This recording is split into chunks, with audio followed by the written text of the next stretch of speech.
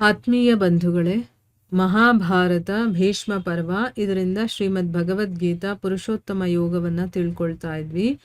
ಓದ ಭಾಗದಲ್ಲಿ ಸೂರ್ಯನಲ್ಲಿ, ಚಂದ್ರನಲ್ಲಿ ಮತ್ತೆ ಅಗ್ನಿಯಲ್ಲಿ ಸ್ಥಿತವಾಗಿರುವಂತಹ ತೇಜಸ್ ಇದೆಯಲ್ಲ, ಅದು ನಾನು ಅಂತ ತಿಳ್ಕೊ ಅಂತ ಭಗವಂತ ಹೇಳಿದಾನೆ. ಮತ್ತೆ ಪೃಥ್ವಿಯ ಒಳಗಡೆ ಪ್ರವೇಶ ಮಾಡಿ ನನ್ನ ಶಕ್ತಿಯಿಂದ ಎಲ್ಲ ಭೂತಗಳನ್ನು ನಾನು ಧಾರಣೆ ಮಾಡ್ಕೊಂಡಿದ್ದೀನಿ ಅಂತ ಹೇಳ್ದ. ಮತ್ತೆ ರಸಸ್ವರೂಪ ಅಮೃತಮಯವಾದಂಥ ಚಂದ್ರಮನಾಗಿ ಸಂಪೂರ್ಣ ಔಷಧಿಗಳನ್ನು, ವನಸ್ಪತಿಗಳನ್ನು ನಾನು ಪುಷ್ಟಿಗೊಳಿಸ್ತೀನಿ ಅಂತ ಹೇಳ್ದ. ಮತ್ತೆ ಎಲ್ಲ ಜೀವಿಗಳ ಶರೀರದಲ್ಲಿ ಸ್ಥಿತವಾಗಿರುವಂತಹ ಪ್ರಾಣ ನಾನೇ. ಮತ್ತೆ ಅಪಾನದಿಂದ ಆ ವಾಯು ಇದೆಯಲ್ಲ, ಅದರಿಂದ ವೈಶ್ವಾನರ ಅಗ್ನಿರೂಪವಾಗಿ ನಾನು ಆ 4 ರೀತಿಯ ಅನ್ನಗಳನ್ನು ಕೂಡ ನಾನು ಪಚನಗೊಳಿಸ್ತೀನಿ ಅಂತ ಹೇಳ್ದ. ಈಗ ಮುಂದುವರೆದು ಹೇಳ್ತಾನೆ, ನಾನೇ ಎಲ್ಲ ಜೀವಿಗಳ ಹೃದಯದಲ್ಲಿ ಅಂತರ್ಯಾಮಿ ರೂಪದಲ್ಲಿ ಸ್ಥಿತನಾಗಿದ್ದೀನಿ. ಅಂದ್ರೆ ಎಲ್ಲರ ಹೃದಯದಲ್ಲಿ ಭಗವಂತ ಇದ್ದಾನೆ ಅಂತ ನಾವು ಹೇಳ್ತೀವಲ್ವಾ, ಆ ಅಂತರ್ಯಾಮಿ ರೂಪದಲ್ಲಿ ನಾನೇ ಸ್ಥಿತನಾಗಿದ್ದೀನಿ. ಮತ್ತೆ ನನ್ನಿಂದಾನೇ ಸ್ಮೃತಿ, ಜ್ಞಾನ ಮತ್ತೆ ಅಪೋಹನ ಇದೆಲ್ಲ ಆಗುತ್ತೆ. ಮತ್ತೆ ಎಲ್ಲ ವೇದಗಳ ಮೂಲಕ ತಿಳ್ಕೊಳ್ಳೋದಕ್ಕೆ ಯೋಗ್ಯನಾಗಿರುವಂಥವನು ಕೂಡ ನಾನೇನೆ. ಮತ್ತೆ ವೇದಾಂತದ ಕರ್ತೃ, ವೇದಾಂತವನ್ನ ಕೊಟ್ಟಿರೋನು ಯಾರು? ನಾನೇ. ಬರ್ದಿರೋನು ನಾನೇ ಅಂತ ಕರ್ತೃ, ಅದನ್ನ ಸೃಷ್ಟಿ ಮಾಡಿರುವಂಥವನು ನಾನೇ. ಮತ್ತೆ ವೇದಗಳನ್ನ ತಿಳ್ಕೊಳ್ಳುವಂಥವನು ನಾನೇ ಆಗಿದ್ದೀನಿ.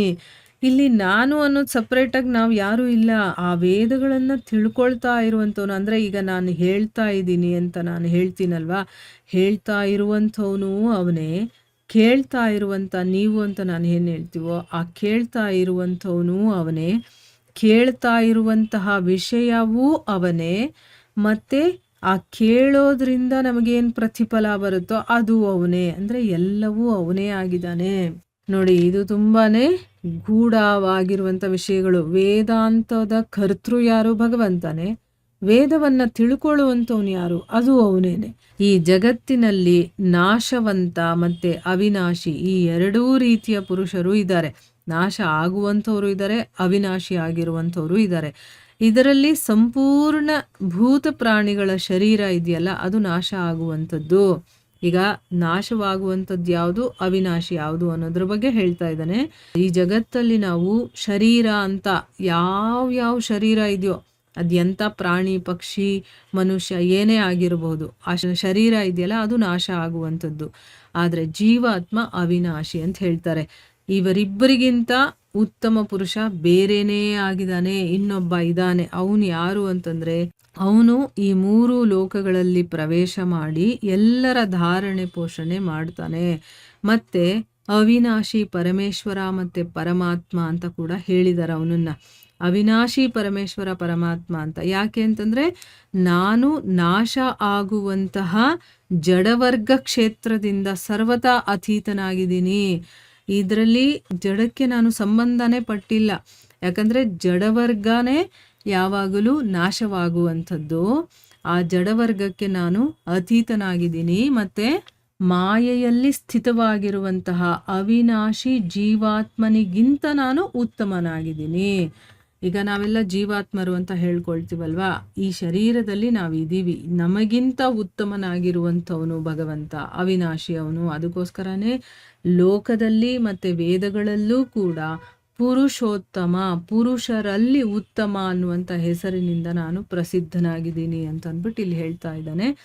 ಮತ್ತೆ ಮುಂದುವರೆದು ಹೇಳ್ತಾನೆ, ಭಾರತ, ಈ ರೀತಿ ತತ್ವದಿಂದ ಯಾವ ಜ್ಞಾನಿ ಪುರುಷರು ನನ್ನನ್ನು ಪುರುಷೋತ್ತಮ ಅಂತ ತಿಳ್ಕೊಳ್ತಾನೋ, ಆ ಸರ್ವಜ್ಞ ಪುರುಷ ಎಲ್ಲ ರೀತಿಯಿಂದ ನಿರಂತರವಾಗಿ ವಾಸುದೇವನಾದ ಪರಮೇಶ್ವರನಾದಂತಹ ನನ್ನನ್ನೇ ಭಜಿಸ್ತಾನೋ. ಅಂದರೆ ಇಲ್ಲಿ ತತ್ವದಿಂದ ಈ ವಿಷಯಗಳನ್ನೆಲ್ಲ ಯಾರು ತಿಳ್ಕೊಂಡಿರ್ತಾನೋ ಅಂಥ ಮನುಷ್ಯ ನನ್ನನ್ನು ಪುರುಷೋತ್ತಮ ಅಂತ ತಿಳ್ಕೊಳ್ತಾನೋ, ಆ ಸರ್ವಜ್ಞ ಪುರುಷ ಇದಾನಲ್ಲ, ಅಂದರೆ ಎಲ್ಲ ತಿಳುವಳಿಕೆ ತಿಳ್ಕೊಂಡಿರುವಂಥ ಆ ಪುರುಷ ನಿರಂತರವಾಗಿ ನನ್ನನ್ನೇ ಭಜಿಸ್ತಾ ಇರ್ತಾನೆ ಅಂತ ಅಂದ್ಬಿಟ್ಟು ಭಗವಂತ ಹೇಳ್ತಾ ಇದ್ದಾನೆ.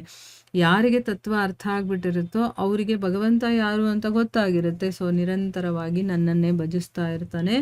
ನಿಷ್ಪಾಪನಾದಂಥ ಅರ್ಜುನನೇ, ಈ ರೀತಿ ಈ ಅತಿ ರಹಸ್ಯಯುಕ್ತವಾದಂತಹ ಗೋಪನೀಯವಾದಂತಹ ಶಾಸ್ತ್ರ ನನ್ನ ಮೂಲಕ ಹೇಳಲಾಗಿದೆಯೋ, ಅಂದರೆ ಯಾವ ರಹಸ್ಯವನ್ನ, ಯಾವ ಒಂದು ಗೋಪನೀಯವಾದಂತಹ ಶಾಸ್ತ್ರ ನನ್ನ ಮೂಲಕ ಹೇಳಲ್ಪಟ್ಟಿದೆಯೋ ಅದನ್ನು ತತ್ವದಿಂದ ತಿಳ್ಕೊಂಡು ಮನುಷ್ಯ ಜ್ಞಾನವಂತನಾಗ್ತಾನೆ ಮತ್ತು ಕೃತಾರ್ಥನಾಗ್ತಾನೆ.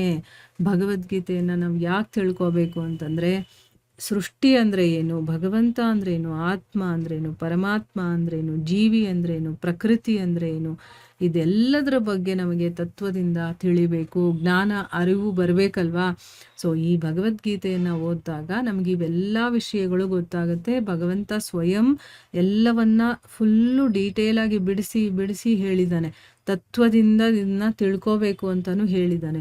ಯಾರು ನಾನು ಹೇಳಿರುವಂಥ ಈ ರಹಸ್ಯವಾದ ಗೋಪನೀಯವಾದಂತಹ ಶಾಸ್ತ್ರವನ್ನು ತಿಳ್ಕೊಂಡಿರ್ತಾರೋ, ತತ್ವದಿಂದ ತಿಳ್ಕೊಂಡಿರ್ಬೇಕು ಮನುಷ್ಯ, ಅಂಥ ಮನುಷ್ಯ ಜ್ಞಾನವಂತನಾಗ್ತಾನೆ ಮತ್ತು ಕೃತಾರ್ಥನಾಗ್ತಾನೆ. ಈಗ ನಾವು ಜ್ಞಾನವಂತರಾಗಬೇಕು, ಕೃತಾರ್ಥರಾಗಬೇಕು ಅಂತ ತಾನೇ ಇದನ್ನೆಲ್ಲ ಓದಿ ತಿಳ್ಕೊಳ್ತಾ ಇದ್ದೀವಿ.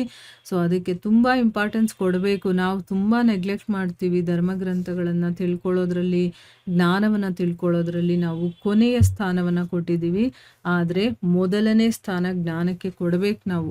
ಇಲ್ಲಿ ಭಕ್ತಿ ಮತ್ತು ಜ್ಞಾನ ಎರಡೂ ಇದ್ದಾಗಲೇ ನಾವು ಮಾಡ್ತಾ ಇರುವಂಥ ಸಾಧನೆ ಪರಿಪೂರ್ಣತೆಯನ್ನು ಪಡೆಯೋದು. ಯಾವಾಗ ಬರೀ ಭಕ್ತಿ ಮಾಡ್ಕೊಂಡು ಜ್ಞಾನನೇ ಇಲ್ಲ ಅಂದರೂ ಅದು ಸರಿ ಹೋಗೋದಿಲ್ಲ. ಬರೀ ಜ್ಞಾನವನ್ನು ತಿಳ್ಕೊಂಡು ಭಗವಂತನಲ್ಲಿ ನಮಗೆ ಭಕ್ತಿ ಇಲ್ಲ ಅಂತಂದ್ರೂ ಆಗೋದಿಲ್ಲ. ಎರಡು ಜೊತೆಯಾಗಿ ಹೋಗಬೇಕು.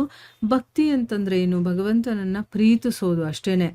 ಪ್ರೀತಿ ಅಂತಂದ್ರೆ ಏನು? ಅವನಿಗೆ ನಮ್ಮನ್ನು ನಾವು ಸಮರ್ಪಣೆ ಮಾಡಿಕೊಂಡು ಅವನ ವಿಚಾರಗಳನ್ನು ಕೇಳ್ತಾ ಇರೋದು ಅಷ್ಟೇ.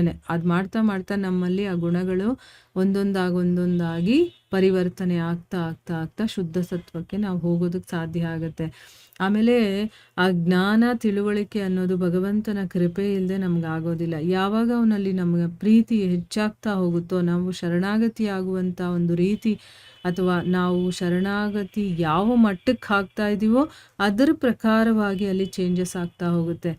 ಸೊ ನಾವು ಎಷ್ಟೆಷ್ಟು ಅವನನ್ನು ಪ್ರೀತಿಸ್ತೀವೋ, ಎಷ್ಟೆಷ್ಟು ಅವನ ಬಗ್ಗೆ ತಿಳ್ಕೊಳ್ತಾ ಹೋಗ್ತೀವೋ, ಆಗ ನಾವು ಅಜ್ಞಾನದಿಂದ ಹೊರಗಡೆ ಬರ್ತಾ ಇರ್ತೀವಿ, ಆ ಭಗವಂತನಿಗೆ ತುಂಬ ಹತ್ತಿರವಾಗ್ತಾ ಹೋಗ್ತೀವಿ. ಅದಕ್ಕೆ ಇಲ್ಲಿ ಅತಿ ರಹಸ್ಯವಾದಂತಹ ವಿಷಯ ಇದು. ಇದನ್ನು ಯಾರು ತಿಳ್ಕೊಳ್ತಾನೋ ತತ್ವದಿಂದ, ಅವನು ನಿಜವಾಗ್ಲೂ ಜ್ಞಾನವಂತನಾಗ್ತಾನೆ ಮತ್ತು ಕೃತಾರ್ಥನಾಗ್ತಾನೆ ಅಂತ ಹೇಳಿದ್ದಾನೆ ಭಗವಂತ. ಇಲ್ಲಿಗೆ ನಾವು ನಿಲ್ಲಿಸೋಣ. ಹರೇ ಕೃಷ್ಣ.